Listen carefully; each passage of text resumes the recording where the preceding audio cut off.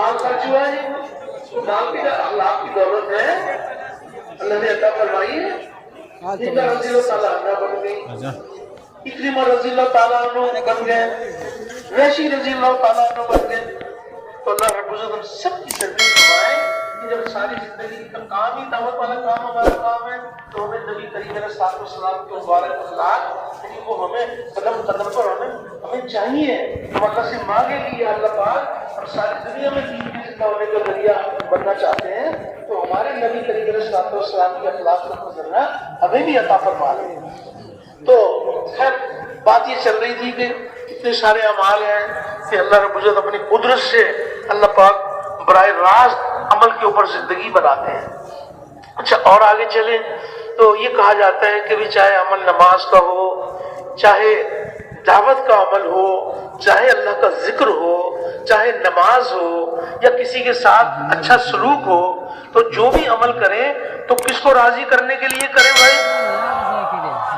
تو اللہ کو راضی کرنے کی نیت کرنے کے لیے مال چاہیے، سونا چاندی چاہیے، کچھ نہیں چاہیے.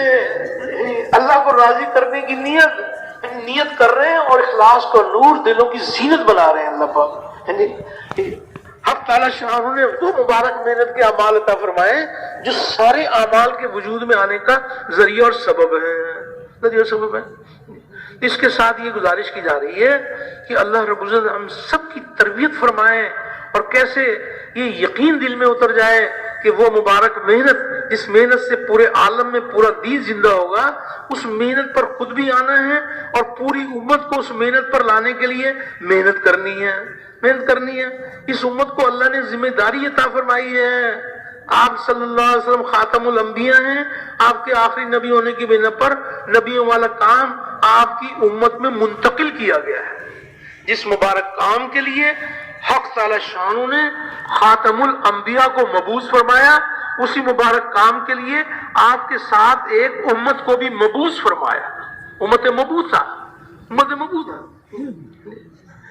آج محنت اس بات کی ہو رہی ہے کہ پھر سے امت نبی کریم صلی اللہ علیہ وسلم کے نہج پر محنت کرنے والی بن جائے، امت کا ہر طبقہ کرنے اول کے طبقے کے مشابہ بن جائے.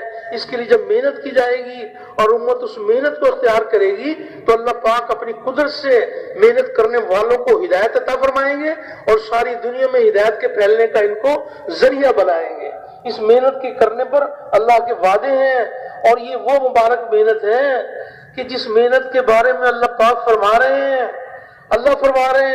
کہ اللہ کے لیے ایسی محنت کرو جیسے محنت کرنے کا حق ہے، ایسی محنت کرو. یہ ہے ہماری تشکیل. دنیا میں بہت ساری محنتیں ہیں لیکن کسی محنت کے بارے میں یہ بات نہیں آتی کہ یہ محنت ایسی کرو جیسے محنت کرنے کا حق ہے. لیکن یہ محنت ایک خاص قسم کی محنت ہے جس کے بارے میں اللہ پاک فرما رہے ہیں کہ اللہ کو پانے کے لیے، اللہ کی ذات کو اپنانے کے لیے، اللہ رب العزت کو انسانوں کے دلوں میں بسانے کے لیے ایسی محنت کرو جیسے محنت کرنے کا حق ہے. ایسی محنت کرو. اس محنت